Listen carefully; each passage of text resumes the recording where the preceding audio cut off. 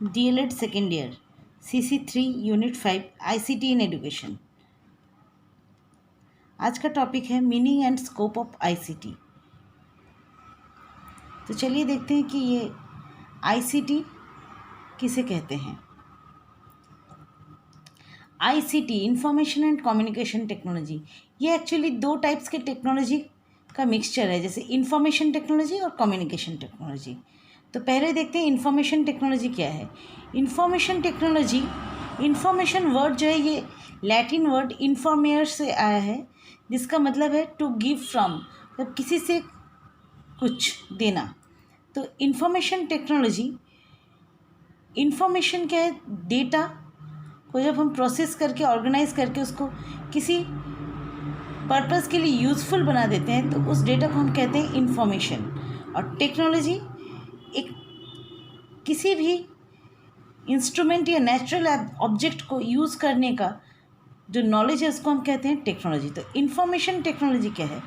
Information technology एक scientific technology है, एक इंजीनियरिंग डिसिप्लिन है तथा एक मैनेजमेंट टेक्निक है, जिसका यूज़ करके हम इंफॉर्मेशंस को प्रॉपर हैंडलिंग, प्रोसेसिंग और इंफॉर्मेशन का स्थानांतरण करते हैं। तो नेक्स्ट आते हैं हम कम्युनिकेशन टेक्नोलॉजी में। कम्युनिकेशन जो वर्ड है, इसको हमने कम्युनिस्ट वर्ड से, लैटिन वर्ड कम्युनिस्ट से पाया है, और इस कम्युनिस्ट वर्ड का मीनिंग है exchange of common codes between sender and receiver. Means दो व्यक्तियों के बीच कुछ कॉमन कोड्स का आदान प्रदान। तो कम्युनिकेशन का मतलब है कि जब हम अपने नॉलेज, स्किल्स, अंडरस्टैंडिंग, अपनी सोच, अपनी फीलिंग्स को एक से अधिक व्यक्तियों के बीच आदान प्रदान करते हैं, उसे हम कहते हैं कम्युनिकेशन टेक्नोलॉजी। इस कम्युनिकेशन टेक्नोलॉजी में जब हम कुछ फीलिंग्स या नॉलेज का आदान प्रदान करते हैं, तो वो डायरेक्टली वर्बली भी हो सकता है या सिर्फ किसी एक्शन के द्वारा भी किया जा सकता है, जिसे हम नॉन वर्बल कम्युनिकेशन कहते हैं। तो इंफॉर्मेशन एंड कम्युनिकेशन टेक्नोलॉजी क्या है?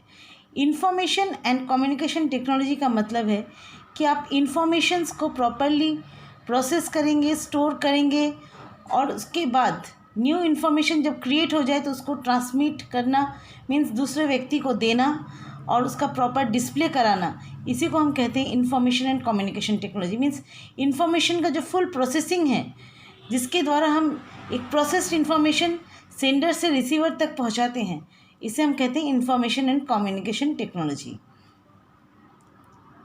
तो देखते हैं कि इंफॉर्मेशन एंड कम्युनिकेशन टेक्नोलॉजी का आज के डेट में एजुकेशन में क्या यूज़ है। तो सबसे पहला यूज़ तो है इसका क्लासरूम टीचिंग में। क्लासरूम टीचिंग में देखते हैं कि सबसे पहला यूज़ ये है कि अगर हम ICT का यूज़ करके क्लासरूम टीचिंग स्टार्ट करते हैं, तो देखा जाता है कि जो नॉलेज बियॉन्ड द बुक्स है, मीन्स उसी टॉपिक पे अगर कोई नया इम्प्रूवमेंट, कुछ न्यू डेटाज हमें मिलेंगे, तो इस टाइप के इंफॉर्मेशन को हम इजीली इंटरनेट के थ्रू कलेक्ट कर सकते हैं। That is knowledge beyond the book हम कलेक्ट इजीली कर सकते हैं। नेक्स्ट है एजुकेशन का जो क्वालिटी है, वो बहुत आसानी से हम इम्प्रूव कर सकते हैं, क्योंकि अगर हम ICT का यूज़ करते हैं तो स्टूडेंट, टीचर और स्टूडेंट्स के आपस के बीच में भी इंटरेक्शन को हम इजीली डेवलप कर सकते हैं। नेक्स्ट है क्लासरूम में अगर हम ऑडियो विजुअल एड्स जैसे कि प्रोजेक्टर, साउंड बॉक्स इत्यादि का यूज़ करते हैं, तो टीचिंग लर्निंग प्रोसेस बहुत ही इंटरेस्टिंग हो जाता है। नेक्स्ट इसमें हम ये भी देखते हैं कि ICT का अगर हम यूज़ करें तो जो स्पेशली एबल्ड लर्नर्स हैं, जैसे कि हमारे दृष्टिहीन या कम दृष्टि वाले लर्नर, श्रवणहीन, श्रवण शक्ति जिनका बहुत कम है या फिर जिनका श्रवण शक्ति एकदम ही नहीं है, इस टाइप के लर्नर्स को हम इजीली न्यू इन्फॉर्मेशन प्रोवाइड कर सकते हैं। नेक्स्ट इंफॉर्मेशन टेक्नोलॉजी का अगर हम यूज़ करते हैं तो देखते हैं कि हम इंफॉर्मेशन को बहुत इजीली शेयर कर सकते हैं आपस में, क्योंकि अगर हम क्लासरूम में ICT का यूज़ करें तो बहुत इंटरेस्टिंग लेसन हो जाता है। तो इस टाइप के एजुकेशन से जो भी नॉलेज हम गेन करते हैं, तो वो लाइफ लॉन्ग के लिए हम हमारे मेमोरी में सेव रहता है, और इसी को हम कहते हैं life long education. Education management. देखिए, एजुकेशन में जब हम मैनेजमेंट की बात करें तो सबसे पहला इंफॉर्मेशन स्टोरेज, सबसे पहला पॉइंट है इंफॉर्मेशन स्टोरेज। मीन्स अगर स्कूल में हम देखते हैं तो एक स्कूल में बहुत इंफॉर्मेशंस रहता है, स्टूडेंट्स रिलेटेड इंफॉर्मेशन, स्टूडेंट का एडमिशन रिलेटेड, टीचर्स डेटा, इन सभी डेटा को सेव करना तथा इसको मैनेज करना भी एक कौशल है। तो इसके लिए हम आईसीटी का यूज़ कर सकते हैं। Next, time management. स्कूल में हम देखते हैं कि डिसिप्लिन का बहुत ही इम्पोर्टेंस है, और डिसिप्लिन के लिए टाइम मैनेजमेंट हर इवेंट में, सिर्फ क्लासरूम टीचिंग के लिए नहीं, स्कूल में अगर हम कोई प्रोग्राम ऑर्गेनाइज करते हैं या फिर कोई कम्युनिटी प्रोग्राम अरेंज करते हैं तो उसके लिए भी टाइम मैनेजमेंट बहुत ज़रूरी है, और इसको हम इजीली आईसीटी का यूज़ करके कर सकते हैं। नेक्स्ट है पर्सनल मैनेजमेंट। स्कूल में students, teachers, principals, non teaching staffs सभी को मैनेज करना बहुत इम्पॉर्टेंट है। Properly recruitment system, students data, teachers data, इन सभी के मैनेजमेंट के लिए पर्सनल मैनेजमेंट सिस्टम का होना बहुत ही इम्पॉर्टेंट है। Next, learning resource management. जैसे कि आज हम देखते हैं कि लर्निंग रिसोर्स का मतलब सिर्फ टेक्स्ट बुक से नहीं है। लर्निंग रिसोर्सेज में हम देखते हैं कि ऑडियो विजुअल टीचिंग एड्स हैं, साथ ही हम देखते हैं कि लर्निंग रिसोर्सेज में e text books, e library etcetera का हम मैनेजमेंट बहुत इजीली आईसीटी का यूज़ करके कर सकते हैं। Next, assessment of learners performance, computer assisted assessment. देखिए, कंप्यूटर के द्वारा अगर हम स्टूडेंट्स का असेसमेंट करते हैं तो इस टाइप के असेसमेंट को हम क्या कहते हैं, कंप्यूटर असिस्टेड असेसमेंट। इसमें हम OMR शीट का यूज़ अगर करें तो वो उस टाइप के असेसमेंट को हम ऑफलाइन मानेंगे, और हम डायरेक्टली कंप्यूटर का यूज़ करके इंटरनेट के थ्रू ऑनलाइन असेसमेंट भी कर सकते हैं।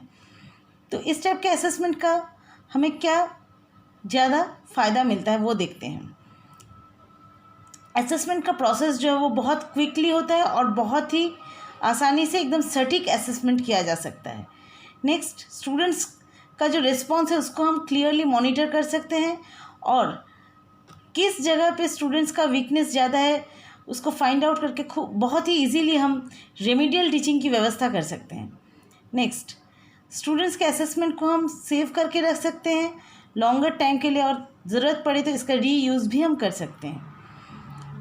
स्टूडेंट्स का जो असेसमेंट डेटा है उसको हम बहुत ही सटीक तरीके से स्टोर करके रखने से जो एनुअल रिज़ल्ट जनरेट करना पड़ता है हमें, उस वक्त उसका रीयूज़ हम बहुत इजीली कर सकते हैं। नेक्स्ट, स्टूडेंट्स को हम इमीडिएट फीडबैक दे सकते हैं, क्योंकि अगर हम ऑफलाइन टेस्ट कराते हैं, मान लीजिए अगर हम सिंपल जो हमारा कॉपी पेंसिल वाला टेस्ट है, इसमें हम टेस्ट के at least we need some time to check the copies, but अगर ये कंप्यूटर्स के द्वारा होता है तो बहुत जल्दी चेकिंग हो जाता है और इमीडिएट हम उनको फीडबैक दे सकते हैं। अगर ज़रूरत पड़े तो स्टूडेंट के आंसर देने के साथ ही हम उसका फीडबैक भी हर क्वेश्चन के साथ प्रोवाइड कर सकते हैं। नेक्स्ट है, स्टूडेंट्स का पीयर असेसमेंट और ग्रुप असेसमेंट भी बहुत इजीली किया जा सकता है। नेक्स्ट, डिस्टेंस लर्निंग के क्षेत्र में आईसीटी का बहुत ज़्यादा यूज़ होता है। जैसे कि हम देखते हैं कि डिस्टेंस लर्निंग में डायरेक्टली स्टूडेंट और टीचर का इंटरेक्शन बहुत कम पाया जाता है, तो स्टूडेंट्स को अगर हम ई लर्निंग मटेरियल और अगर video lesson, audio lessons easily provide करें तो स्टूडेंट बहुत इजीली समझ सकते हैं डिस्टेंस लर्निंग में। Next, self learning. स्टूडेंट्स का सेल्फ लर्निंग आईसीटी के द्वारा बहुत इजीली इम्प्रूव किया जा सकता है, क्योंकि स्टूडेंट्स इसमें अपना सेल्फ असेसमेंट कर सकते हैं और स्टूडेंट्स एक दूसरे से बहुत इजीली कनेक्ट होके वो एक दूसरे के थ्रू भी अपना असेसमेंट करवा सकते हैं। आईसीटी के द्वारा हम स्टूडेंट्स के क्यूरियसिटी को भी बढ़ा सकते हैं। जैसे हम देखते हैं कि हमारे मोबाइल में बीच बीच में ट्रेंडिंग टॉपिक्स पे कुछ पॉपअप नोटिफिकेशंस आता है। अगर हम मान लीजिए 10 पॉपअप नोटिफिकेशन में से एक में भी आपको इंटरेस्ट है तो उस विषय में आप अपना सेल्फ स्टडी स्टार्ट कर सकते हैं। तो इस तरीके से हम कह सकते हैं कि आईसीटी का यूज़ करके हम स्टूडेंट्स का जो क्यूरियसिटी है उसको भी ईजिली इंक्रीज़ कर सकते हैं। स्टूडेंट कहीं पर भी कभी भी पढ़ सकते हैं। ये बहुत ही ज़्यादा ज़रूरत रहता है आज के टाइम में। तो आईसीटी का यूज़ हमने देखा सेल्फ लर्निंग के क्षेत्र में भी। Thank you.